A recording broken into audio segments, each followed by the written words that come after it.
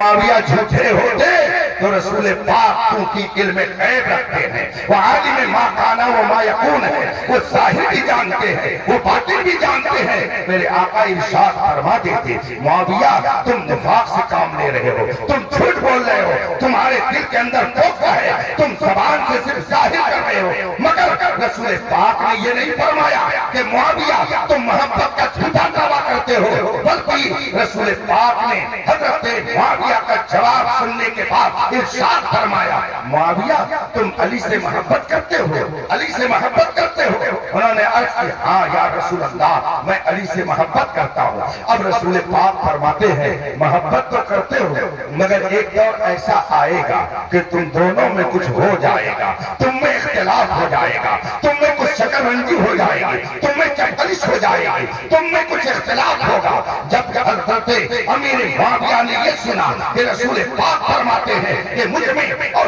علی میں اختلاف ہو جائے گا، حضرت معاویہ فوراً عرض کرتے ہیں یا رسول اللہ جب ہم میں اور ان میں اختلاف ہو جائے گا پھر اس کے بعد میں کیا ہوگا؟ اس کے بعد میں ہم کو کیا کرنا ہے؟ ہمارا کیا انجام ہوگا؟ ہمارے اور ان کے درمیان جب اختلاف ہو جائے گا تو پھر کیفیت کیا ہوگی؟ ہمارا انجام کیا ہوگا؟ اللہ کے رسول نے یہ نہیں فرمایا کہ تم منافق کہلاؤ گے، تم منافق ہو جاؤ گے، تم جہنمی ہو جاؤ گے، معاذ اللہ رب العالمین۔ رسول پاک نے ارشاد فرمایا کہ دونوں کے درمیان ہوگا کچھ نہ کچھ ضرور، مگر اس کے بعد پھر کیا ہوگا؟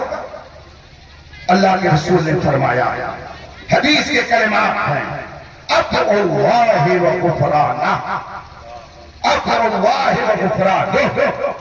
رسول پاک نے ارشاد فرمایا کہ جب تم دونوں میں اختلاف ہوگا اس کے بعد اطیعوا اللہ تبارک و تعالیٰ کی طرف سے تمہارے لیے معافی کا پروانہ آ جائے گا اور اللہ مغفرت فرما دے گا۔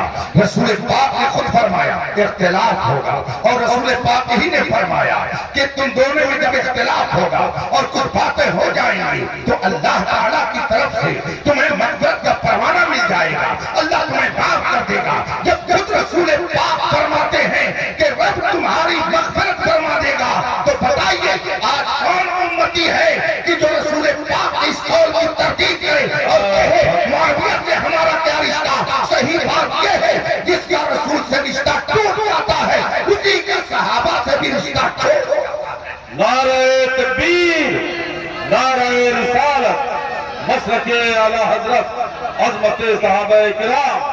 کتنی عجیب بات ہے، کتنی عجیب بات ہے کہ جو لوگ ایک شہر کا ایک گاؤں بھی فتح کرتے ہیں اور اس پر پرچم اسلامی نہ لہرا سکے وہ اس ذات پر تبرہ کرتے ہیں جس نے نہ جانے کتنے شہروں کو کتنے ملکوں کو فتح کیا۔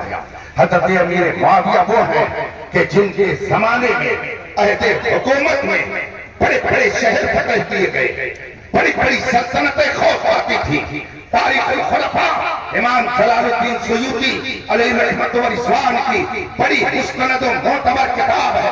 تاریخ الخلفاء میں امام جلال الدین سیوطی فاروق اعظم رضی اللہ تعالی عنہ کا ارشاد نقل کرتے ہیں کہ حضرت سیدنا عمر فاروق اعظم رضی اللہ تعالی عنہ نے ایک موقع پر ارشاد فرمایا اے مکے کے اور مدینے کے لوگوں، مسلمانوں، تم لوگ قیصر و کسریٰ کا ذکر کرتے ہو، قیصر و کسریٰ کے روب و دبدبے کا ذکر کرتے ہو کہ وہ بڑے روب والے تھے، بڑے دبدبے والے تھے۔ مجھے تعجب ہوتا ہے کہ تم قیصر و کسریٰ کے روب و دبدبے کی بات کرتے ہو جبکہ تمہارے درمیان معاویہ جیسا باروب آدمی موجود ہے۔ یہ کون کہتا ہے؟ یہ خلیفہ کون؟ حضرت سیدنا عمر فاروق اعظم فرماتے ہیں اور ان کے شہزادے حضرت سیدنا عبداللہ ابن عمر رضی اللہ تعالی عنہما۔ حضرت عبداللہ ابن عمر صحابی رسول ہیں، یہ بھی کسی نے پوچھا حضرت عبداللہ سے آپ کے ابو حضرت عمر افضل تھے، وہ بہتر تھے کہ حضرت معاویہ بہتر تھے؟ دونوں میں بہتر کون ہے؟ حضرت عبداللہ رضی اللہ تعالی عنہ فرماتے ہیں بہتر تو میرے ابا ہی تھے، بہتر تو میرے والد ہی تھے، مگر حکومت کرنے کا سلیقہ معاویہ کے پاس بہت زیادہ تھا۔ حضرت عبداللہ ابن عمر فرماتے اور مولا کائنات شیر خدا حضرت علی مرتضیٰ فرماتے ہیں کہ اگر تمہارے درمیان معاویہ نہیں رہیں گے تو تمہارے سر کٹ کٹ کر کے ایسے زمین پر گریں گے جیسے کہ حنظل درخت کے پھل ٹوٹ ٹوٹ کر کے زمین پر گرتے ہیں۔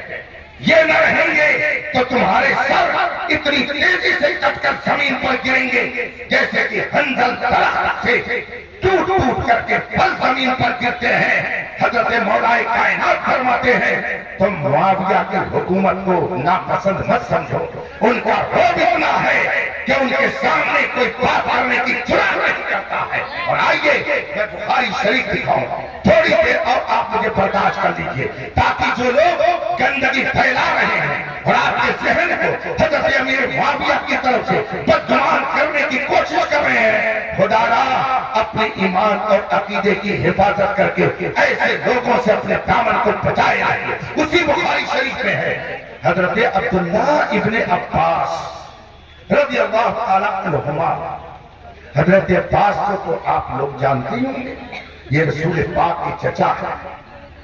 رسول پاک کے چچا حضرت عباس، ان کے شہزادے حضرت عبداللہ، گویا یہ رسول پاک کے چچا زاد بھائی ہیں۔ دوسرے لفظوں میں کہہ سکتا ہوں یہ اہل بیت ہیں، یہ گھر والے ہیں۔ لوگ آج کہتے ہیں یہ گھر والے ہیں، یہ در والے ہیں۔ یہ اصطلاح پتہ نہیں کہاں سے لوگوں نے نکال لی کہ یہ گھر والے ہیں، یہ در والے ہیں۔ جو مصطفیٰ کا وفادار ہے وہ سب گھر والے ہیں، اور جو مصطفیٰ کے وفادار نہیں ہے چاہے گھر میں رہے چاہے باہر رہے وہ باہر والے ہیں۔ گھر اور در کی مومنوں میں تقسیم نہیں کرنی چاہیے۔ بتائیے ابو لہب گھر والا تھا کہ در والا تھا؟ ابو لہب کون تھا؟ حضرت عبداللہ بن عبد المطلب کا سگا بھائی ہے۔ ابو لہب حضرت عبد المطلب کا بیٹا ہے۔ ابو لہب رسول پاک کا چچا تھا، اور اس کے حسن و جمال کا جو عالم تھا، تاریخ پڑھیے تو آپ کو معلوم ہوگا اس کو ابو لہب کہتے ہی اس لیے ہے کہ وہ بڑا حسین و جمیل تھا۔ لہب کے معنی ہوتے ہیں آگ کا شعلہ جس میں دھواں نہ پایا جائے، اس کو لہب کہا جاتا ہے عربی میں۔ ابو لہب کا مطلب ہوا شعلوں والا۔ اس کو ابو لہب کیوں کہتے ہیں؟ اس کا نام تو عبد العزہ تھا، اس کا لقب ابو لہب تھا۔ ابو لہب اس کو کیوں کہا جاتا ہے؟ تاریخ میں تفسیر میں یہ لکھا ہوا ہے چونکہ وہ بڑا